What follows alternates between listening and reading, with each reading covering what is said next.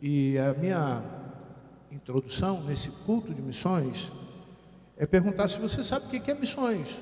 Obviamente, não há nenhum interesse nosso de trazer, obrigado, amado irmão, e parabéns, que Deus abençoe, tá bom?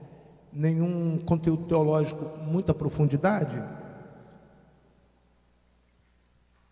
porque entendemos que missiologia é um campo maravilhoso. Eu tinha um professor do seminário chamado professor Motinha, que era o missionário dos missionários, um homem que levou o evangelho para o sertão brasileiro e fundou ali muitas igrejas. A fundação da Convenção de Tocantins, da Convenção Batista Brasileira de Tocantins, foi por intermédio desse professor de missões, e ele retorna do campo missionário falando uma coisa: missões começa no coração da gente.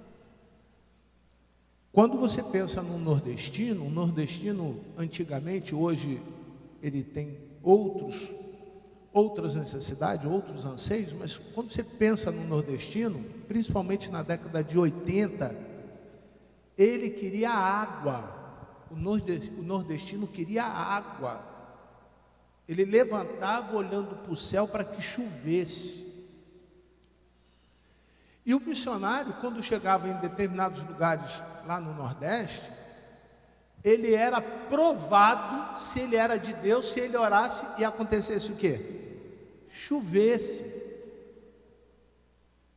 E conta o professor Motinha que ele chegou num determinado lugar do sertão e a primeira coisa que pediram a ele foi: olha, se teu Deus existe, e os irmãos sabem que a religião predominante do Nordeste é o catolicismo, e as pessoas são muito apegadas às crendices, às coisas que foram passadas de geração em geração. E alguém já o abordou perguntando: se o teu Deus realmente existe, ora para chover. E ele relata naquela experiência que ele disse para aquela pessoa assim: e se não chover, isso significa que Deus não existe? E a pessoa falou assim: não, claro, se não chover. Aí ele falou: então eu vou pedir para parar o sol.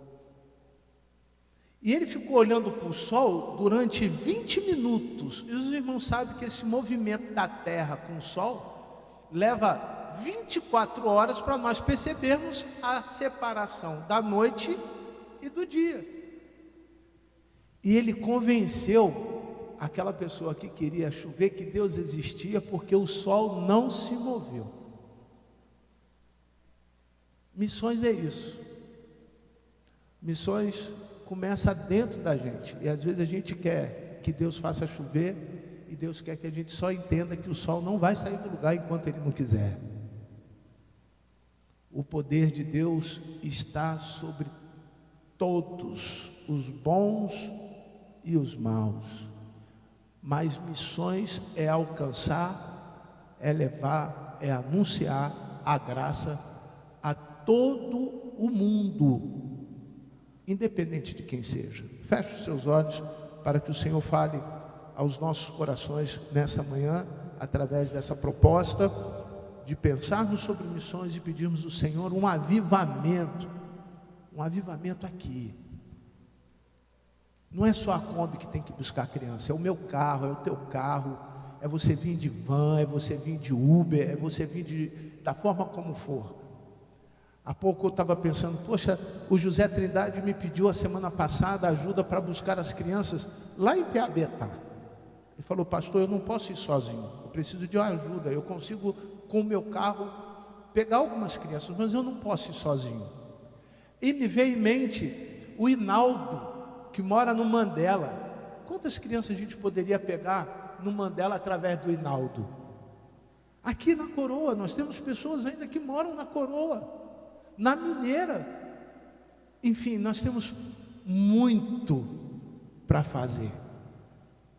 Nós podemos fazer, nós podemos lotar este local se nós nos organizarmos para esta semana juntos. Olha que Deus tem feito coisas extraordinárias por você. Se nós pudéssemos priorizar e juntos enchermos este lugar de crianças para a glória do Senhor Jesus. Que o problema seja espaço. Que o problema não seja, pastor, vai fazer bagunça, vai tacar papel no banheiro, vai faltar isso, não vai faltar nada, porque Deus nunca deixou faltar nada neste lugar. Se não tem água, o sol ainda está lá, parado, para eu ver o poder de Deus.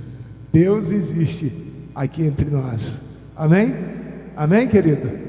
Na vida de quem está aqui sendo curado, tratado, e na vida de quem está lá longe sendo cuidado e tratado pelo Senhor. Na vida de quem achava que ia fazer hemodiálise, que acha, com muita modéstia, que ainda Deus precisa fazer muita coisa, mas o quanto que Deus já fez.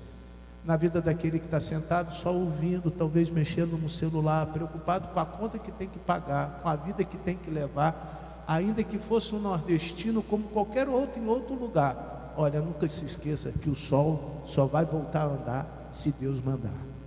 Feche os seus olhos.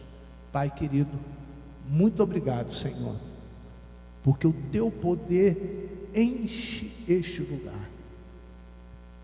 Encha, Senhor Deus, o coração da tua igreja. Porque uma alma, Senhor Deus, no dia 26, para o Senhor, vale o mundo todo. Mas quantas que nós temos perdido?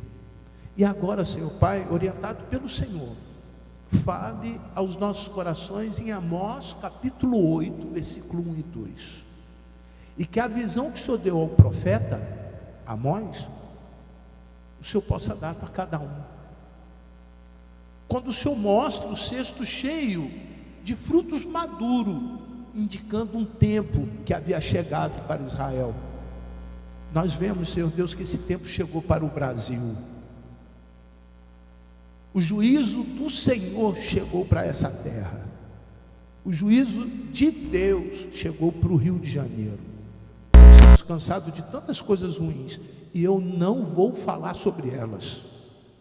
Nós estamos cansados, Senhor Deus, de vermos tanta gente morrendo e eu não vou falar sobre elas.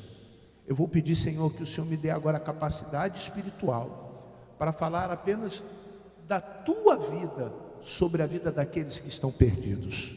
Em nome de Jesus. Amém. Abra, por favor, em Amós capítulo 8. Amós é no Velho Testamento. É um profeta, considerado um profeta num período de Israel, onde Israel estava muito conturbado, com vários problemas, mas a principal razão de Deus ter levantado o profeta Amós era para endireitar o povo de Israel. A principal razão para Deus ter levantado esse tempo de uma necessidade na vida de um irmão nosso é para endireitar o povo da Igreja Batista Central do Rio de Janeiro. Faça a associação que você achar por bem, mas conduza o teu coração agora para ouvir o que Deus tem para falar para você.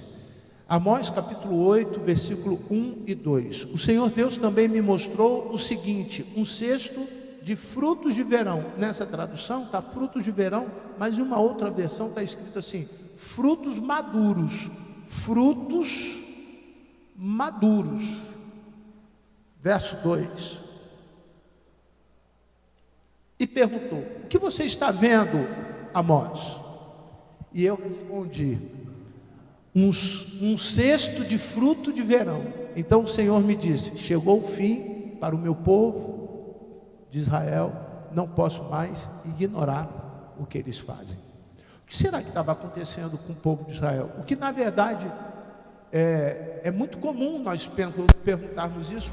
Por que Deus levantou o profeta Amós? O povo havia se distanciado de Deus. Não muito diferente do que tem acontecido nessa terra, nessa geração, e principalmente diante de tantas dificuldades que o Brasil está vivendo por conta da ausência de Deus neste lugar. Então, a ausência de Deus em qualquer lugar desestabiliza a nação. E a nação de Israel era o povo de Deus.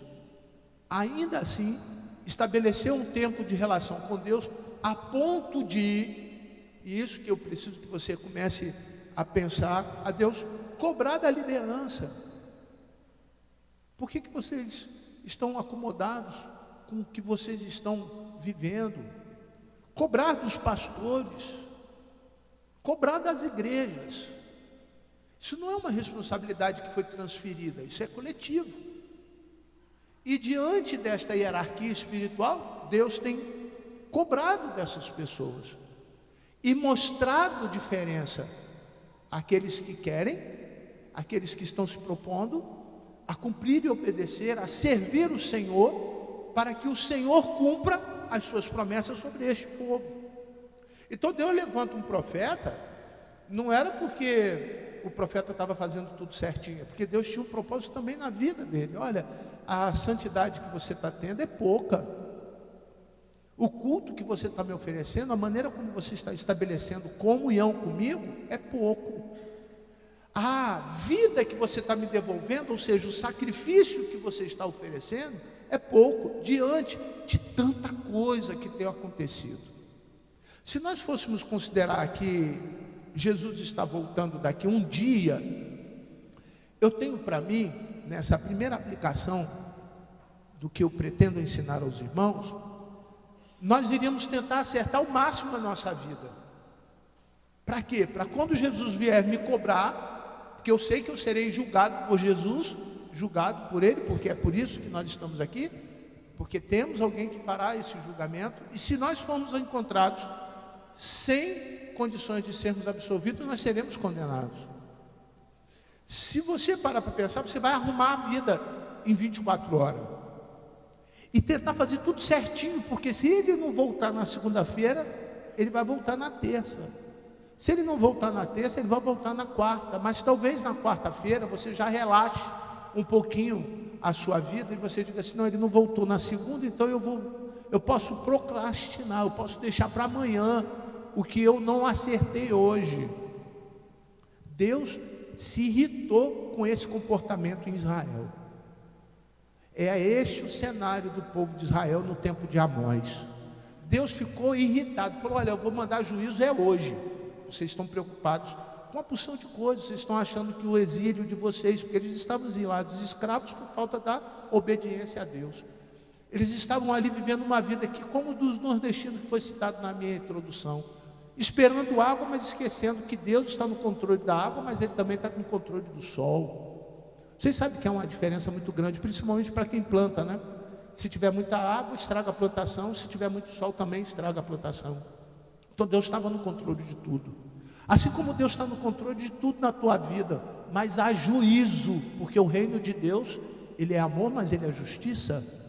Ele tem a sua responsabilidade com a transformação, mas Ele responde, o Evangelho responde com uma mudança na minha vida, a ponto de que o mundo veja através de mim Jesus Cristo. Então aqui está o primeiro elemento de missões. O primeiro elemento de missões não é a mensagem que eu vou levar, é o missionário. Esse é o primeiro elemento. A mensagem é Cristo.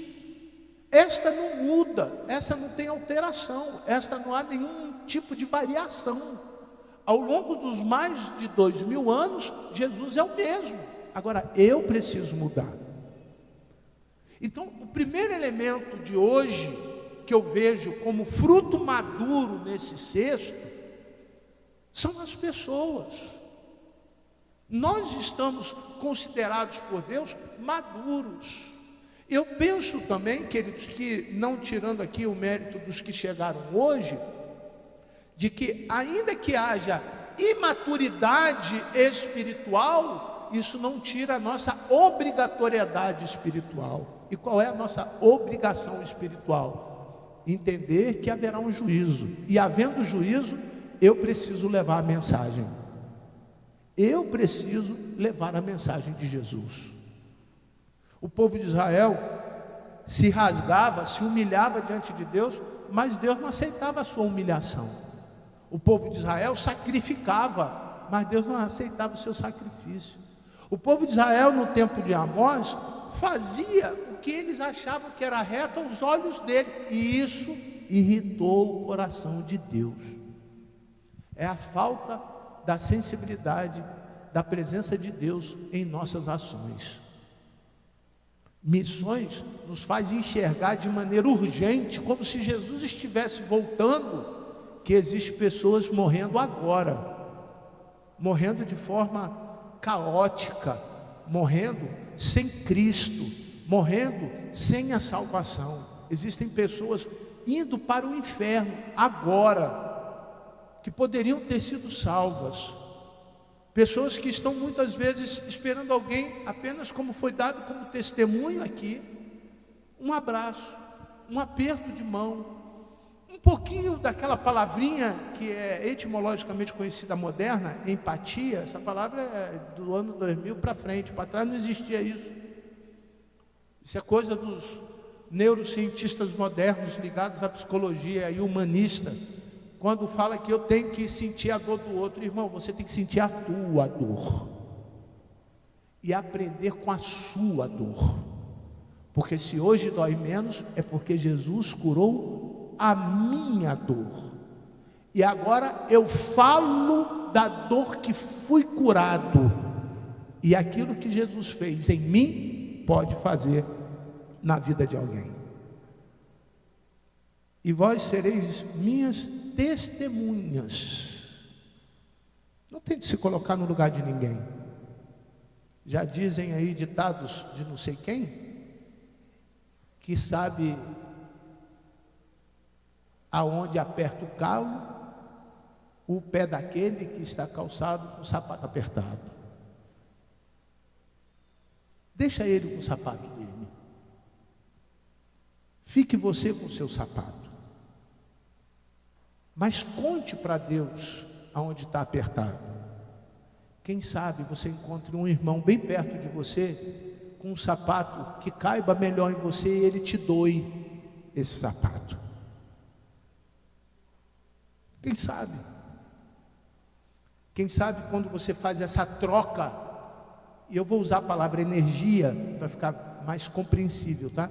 Quando você troca essa energia com outro, essa comunhão, esse afeto que os irmãos exercitaram aqui de maneira teórica, abraçando o irmão, abraçando o outro, quem sabe nisso você consegue dar o outro, e o outro pega o sapato que está apertado e dá para o outro que cabe o sapato dele.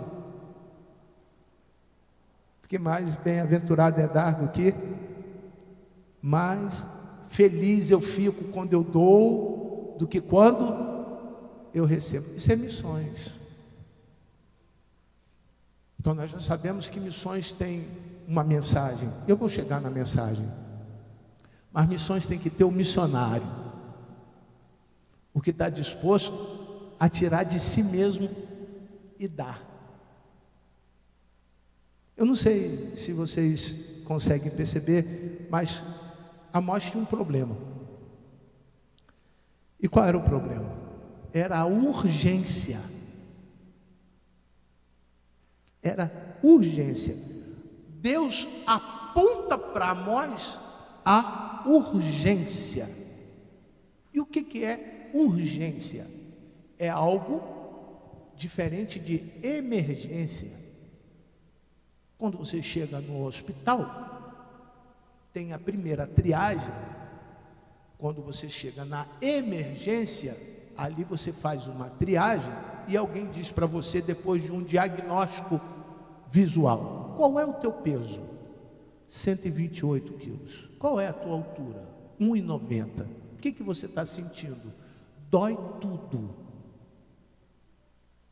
Se fosse em outra ocasião, em uma outra circunstância, alguém diria para você assim: se dói tudo, junta tudo e faz o quê? Joga fora. Mas você está na emergência. Ela vai e pega então o aparelho de verificação de pressão, verifica a tua pressão e vê que você está com a pressão 13/8. Pega o aparelhinho de glicose e vê que a sua glicose está 90, 89. Pega o termômetro e verifica a sua temperatura e você tem 36,5, temperatura natural. E diz para você, mais uma vez, indignada: você veio à emergência e você não tem nada, porque eu verifiquei os seus sintomas e eu não verifiquei nada. E ela pergunta de novo: o que você está sentindo? O que você vai dizer? dói tudo. Vamos exercitar? Dói tudo. Então ela começa a entender que você precisa de exames o que mais profundos. Uma ultrassonografia do abdômen, um doble dos membros inferiores, uma ressonância magnética da cabeça, um eletro do coração.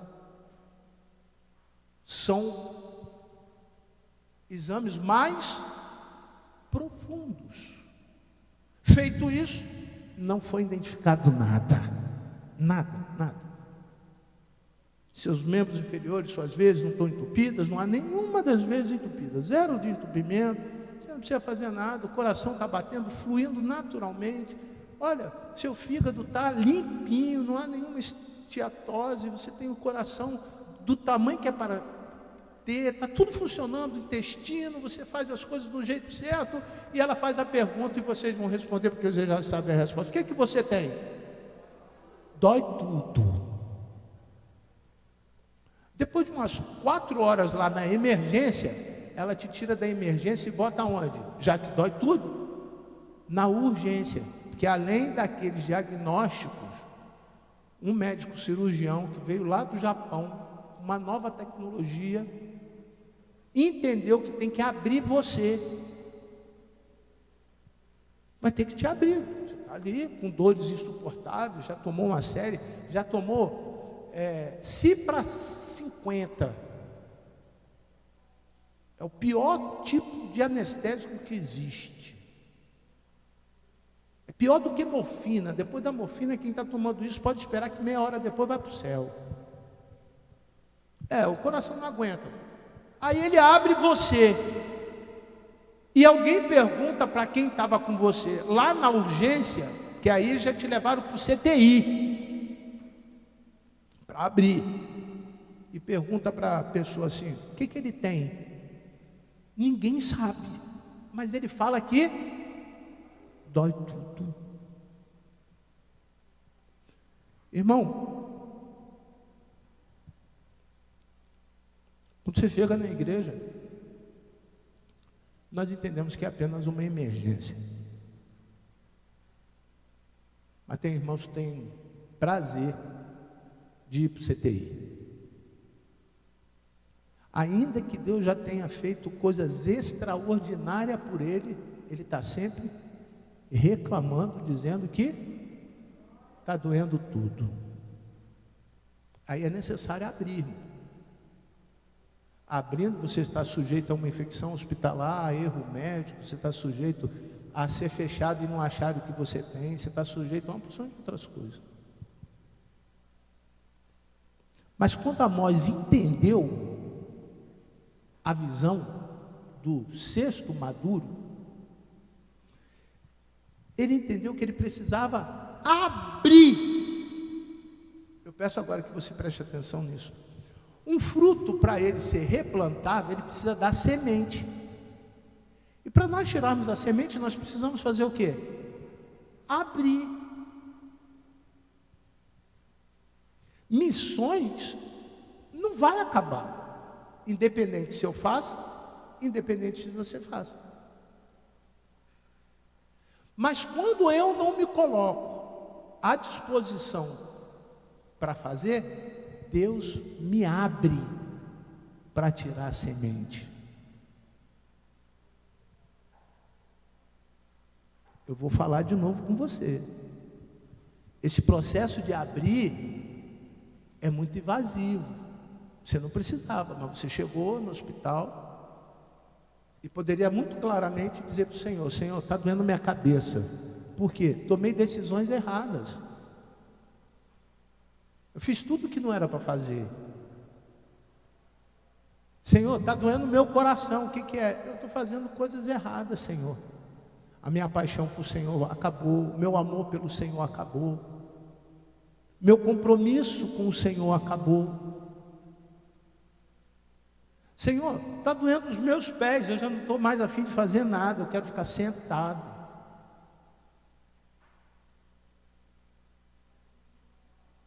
Irmão, você precisa dizer para Deus, antes de Deus resolver te abrir. Você precisa informar a Deus: Senhor, eu sei que tem uma missão e o missionário sou eu. Você que tem Jesus no coração, a plaquinha que você leva para a vida, a partir do dia que você morreu para o mundo e nasceu para Jesus, você é um missionário. Não deixa Deus te abrir. Porque se Deus te abrir, vai doer, meu irmão. Você pode até achar para mim e falar para mim, mas é Deus que está fazendo. Mas vai doer. Coloca para Deus: Senhor, o que está me impedindo de fazer o que o Senhor quer é o meu trabalho. Deus vai te dar um trabalho para você ser missionário no trabalho. É a minha casa, Deus vai organizar a tua casa. É a minha vida financeira, Deus vai organizar a sua vida financeira. Mas não deixa Deus te abrir, meu irmão, porque Ele vai arrancar. Ele vai arrancar. E isso dói muito. Isso dói muito. Pressuponho que os senhores possam estar pensando assim: mas isso é amor? Será que alguém chegou a esse ponto comigo?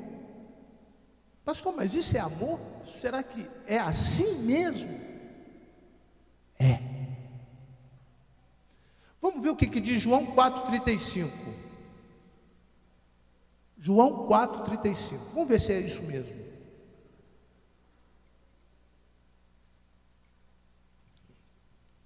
Vocês não dizem que ainda faltam 4 meses até que a colheita venha? Até que venha a colheita? Eu, porém, lhes digo, Jesus falando, por favor, levantem os olhos e vejam os campos, pois estão maduros.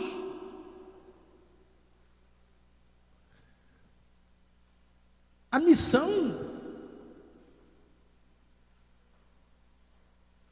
ela já foi dada e através de Jesus ela inicia o seu cumprimento. Desta justiça que Deus anuncia para Amós, aqui há um lapso temporal entre o profeta Amós e o profeta Jesus, mas a missão já existia. Olha o quanto que o povo de Israel sofreu até Jesus chegar. Olha o quanto que poderia ter sido evitado até Jesus chegar.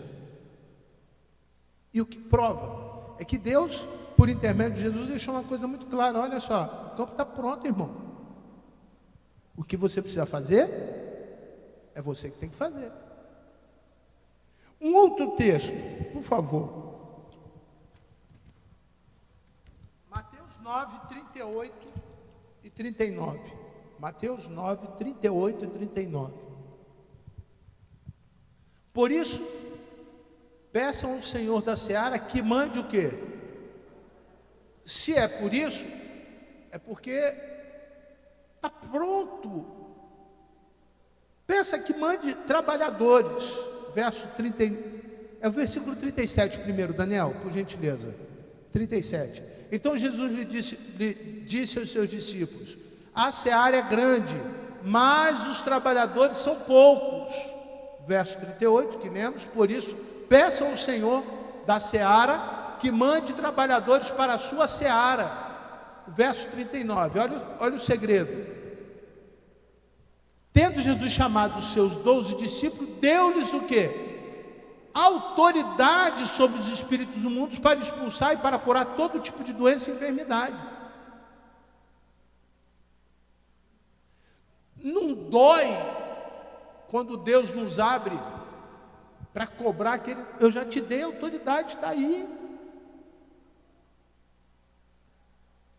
É da igreja essa autoridade, é do povo. A igreja espiritual é o povo de Deus espiritual. Quando a igreja vê o mundo como um campo, Mineira, Coroa, Mandela, a ferramenta que a igreja está te dispondo para cumprir a missão, a EBF, nós temos outros,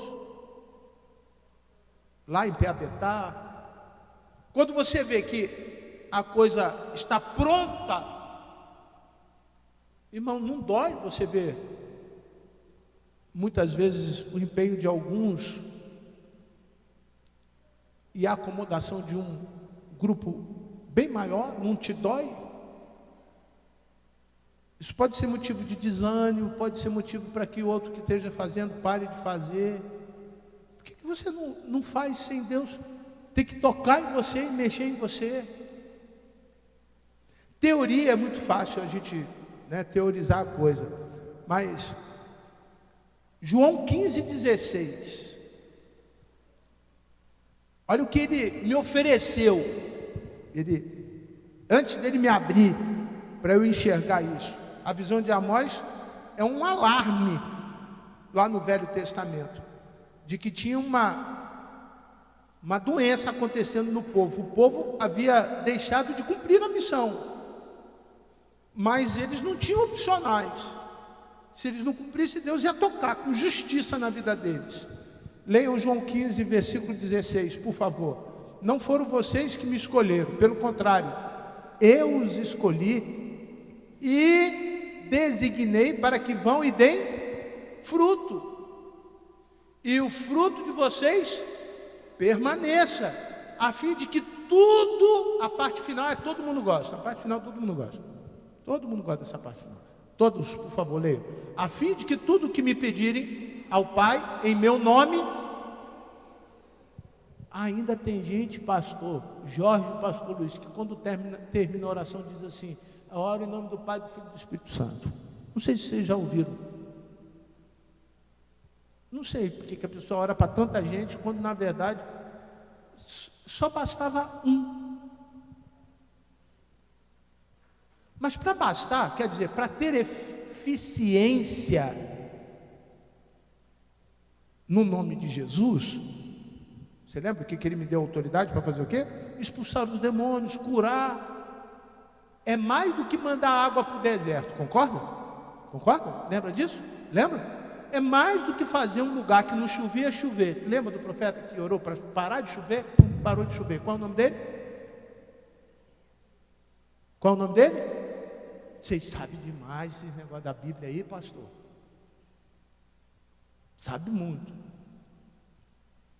É mais do que botar a vara na pedra e a água começar blu, blu, blu, blu, blu, blu. Aí alguém bebe e fala assim: tá água ruim igual da cidade. Aí ele bate de novo, a água fica boa. Quem foi? Esse aí, não estou falando, vocês sabem? É mais do que isso. Mais do que chamar a filha de Jairo e falar assim: oi, eles estão achando que você está morta, vem cá. É mais do que tocar a mão de um leproso, que leproso hoje tem tratamento no SUS gratuito. De um tuberculoso, que antigamente o cara morria rapidamente com a tuberculose, hoje tem cura. De um hanseníase. É muito mais do que isso. O poder que ele te deu é para você ser usado como ferramenta de Deus lá no CTI. Então, tudo isso que nós mencionamos aqui, nós entendemos pela graça que são pessoas que chegam aqui, mas é emergência, irmão. Você ora por ele, pum, bota a mão, pum, bota a mão, pum. Você crê nisso? Crê? Crê mesmo? Não, de verdade. Na moral, crê?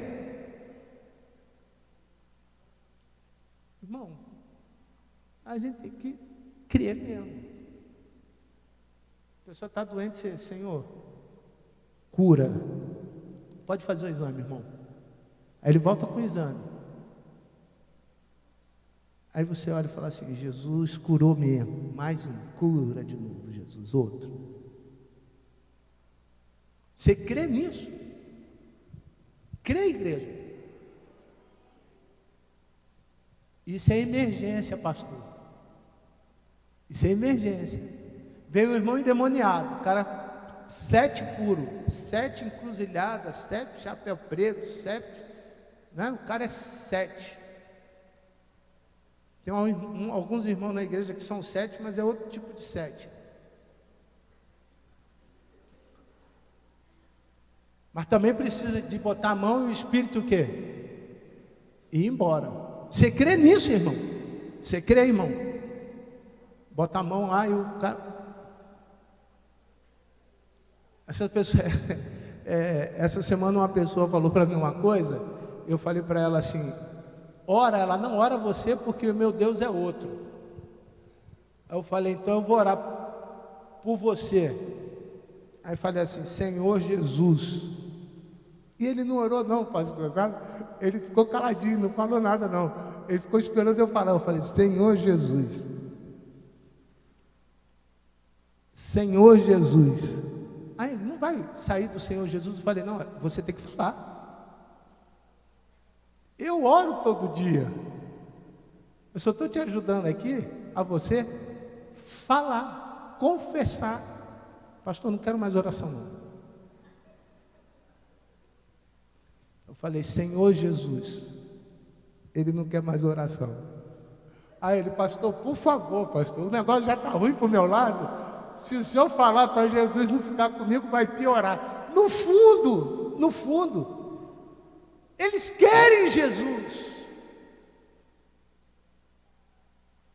Mas se com a boca confessar e crer com o coração, essa pessoa é salva. Isso é missões. A mensagem não muda, mas ela precisa do missionário. Ela precisa de você, irmão. Ela precisa que você escolha dar fruto. E se Deus te abriu, meu irmão, se Deus já te abriu por alguma razão, Senhor, Ele tem poder para curar e fechar aquelas feridas que foram abertas por algo que o teu pastor possa ter dito, por algo que o teu patrão possa ter lhe falado, por algo que o teu amigo possa ter te dito. Porque a gente se retrai e acaba vivendo uma vida enclausurada, escrava, por causa dos outros. A gente se limita, a gente se esconde, a gente se acovarda. Eu fui daqui até lá no Paulinho falando para o meu filho Felipe, ó, quem vai dar a saudação lá é você. Ele, pai, eu não vou dar saudação nenhuma. É você vai orar e vai dar a saudação. Saudação é um termo pentecostal para que a pessoa tenha a oportunidade de dar 3 a 5 minutos, uma palavra da sua vida devocional, do seu testemunho, para a igreja local. E eu fui falando até lá. Chegou lá, a hora que era para ele dar a saudação, ele parou atrás de mim e falou assim, só vou orar.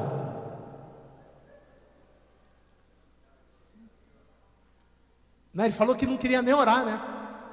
Só ia ler. É isso aí, só vou ler. Eu vou abrir aqui o celular que fica mais fácil para mim. Efésios 3. Efésios 3, eu vou acabar porque já bateu o sino da nossa igreja com irmã ali.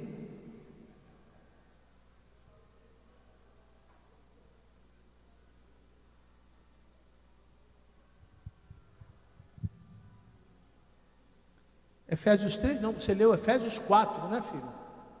Efésios 4, versículo 3.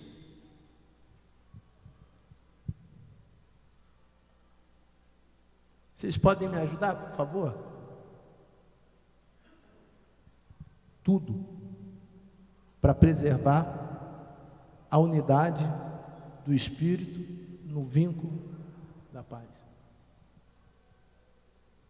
Esse lugar vai explodir. Deus já deu revelação a uma porção de gente que esse lugar vai explodir de gente. Esse lugar vai ter 3 cultos, moedas mais... Eu já tinha perdido essa esperança. Moedas mais... Oh, Jesus! Valiosas do que as moedas que ela colhia de ouro deste lugar. irmãos com carros bonitos e 2 casamentos.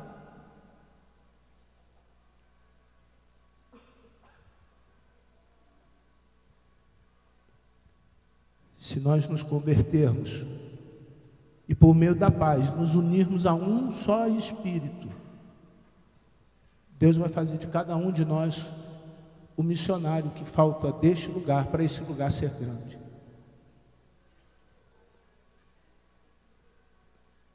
Deus pode usar você, irmão. Eu vou terminar com isso porque o meu choro é de alegria, não é de tristeza. Me mandaram um vídeo de uma festa junina de cachorro e falaram assim: traga o Bento. O Bento é o meu cachorro. Irmão, o meu cachorro é um pitbull americano com 1 ano e vai fazer 2 anos. Ele chega em casa, depois dele andar um pouquinho, ele anda um pouquinho, ele chega em casa, ele dorme assim, ó. Ele abre as pernas para lá e abre as pernas para cá, ele fecha um olho e deixa o outro aberto, para ninguém mexer com ele. Sabe, aquele cachorro que não late. Ele fica assim. Eu fiquei imaginando o Bento numa festa junina para cachorro. Qual seria a reação dele nessa festa junina? Eu imaginei ele vendo um pinte, aqueles cachorrinhos pequenininhos.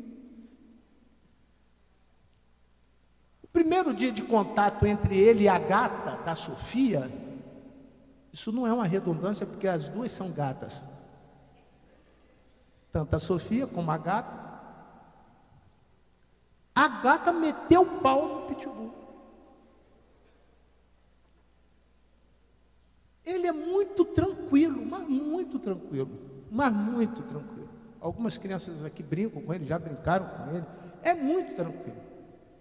Eu fiquei imaginando a reação, pastores, daquele cachorro que aparentemente é um cachorro temido, chegar numa festa junina para cachorro. Como que seria a reação dele? Como tudo a gente traz para o mundo espiritual, às vezes eu me vejo assim como o Bento, sabe? Deitado no meu sofá, com o olho aberto, outro fechado, para ver se dá para descansar. Também não lato muito, já lati muito, mas Deus mudou um pouco o meu temperamento, já lati muito. Entendi que não é latindo que resolve as coisas, mas tem dia que eu chego na festa junina, que são os nossos cultos, que são cultos como o de quarta-feira, e eu fico: Senhor, onde o povo está, Senhor? Cadê a igreja? Cadê os visitantes? O que está acontecendo? Está na hora de eu ir embora não, Senhor? O povo já cansou de mim. Aí ninguém tem coragem de falar: pastor, cansamos do Senhor, vai embora, vai arrumar outro. Sabe, dá uma sensação de nostalgia. Aí eu lembro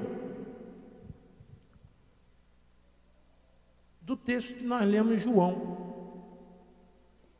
Por favor. Mateus, não João, 9:37. Por favor. Então Jesus disse aos seus discípulos: a seara é o quê? Mas os trabalhadores são? Poxa vida, eu ainda tenho poucos. Eu ainda tenho poucos aqui. Não tem muitos não, eu tenho poucos. Mas eu tenho. Senhor, eu estou alegre, porque eu tenho. Eu tenho no som, eu tenho no projetor, eu tenho na música, eu tenho na porta, eu tenho na parte administrativa, eu tenho. Versículo 38. Por isso, peçam ao Senhor que mande trabalhadores para a seara. Eu tenho trabalhadores para a EBF. A EBF era para ser feita em janeiro. Eu cobrei o departamento infantil o ano passado. Eu quero um EBF em janeiro. Ela falou: pastor, não dá para fazer em janeiro. Deu as razões, a gente entende. É em julho. A IBF não é do pastor, a IBF não é da igreja, a IBF é uma oportunidade de nós fazermos o quê? Missões.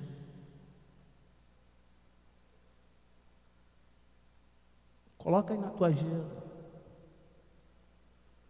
Traz uma criança. Vai ter comida. Bolo de chocolate. Passaram uma lista.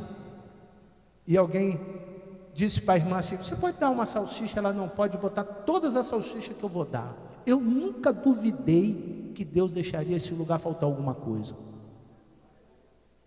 São 7 quilos de frango. Eu sei porque eu vi a lista e já orei pela lista. Quando eu falei eu vou dar o frango, já tinha gente dado o frango. E frango está R$28 o quilo, filé, não é com osso não, porque com osso não dá para fazer nada. É para fazer estrogonofe. Filé. O que me doeu no ano passado, estou confessando aos irmãos as minhas dores, minha razão de existir, porque todo mundo tem. Quando nós levantamos aquela possibilidade de fazer em dezembro uma confraternização com salmão e o quê? Bacalhau, o pessoal riu. Não vai ter bacalhau. Deus deu que sobrou. E esse ano, em dezembro, nós vamos fazer com churrascão para 200 pessoas. 100 da igreja, já deixa agendado. Você vai vir comer de graça, irmão. 100 da igreja e 100 que Deus vai dar em 6 meses para este lugar. Você crê? Fica de pé, irmão. Fica de pé. Para botar 100 pessoas novas aqui tem que trabalhar, tá, irmão?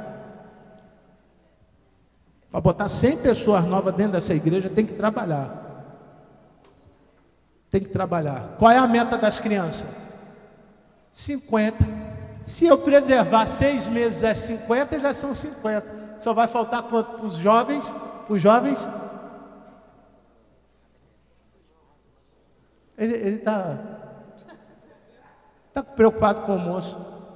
Eu vou repetir o raciocínio. Para nós colocarmos 100 pessoas a mais aqui, 50, preservar as crianças. Quanto que vai faltar para os jovens? 50. Vamos dividir com os adultos? 25 para os jovens, 25 para os adultos. Quanto que vai faltar para os adultos? 25. Que são os pais das crianças? É alguma coisa que nós não podemos fazer? É algum milagre, pastor? Não. Mas eu preciso querer fazer. Peça ao Senhor da Seara que mande o quê? O campo está aí, irmão. Nós temos estratégia, nós podemos fazer. Pastor, mas vai ter que ser um boi. Se Deus entender que vai ter que ser um boi, Ele vai ter que mandar o boi.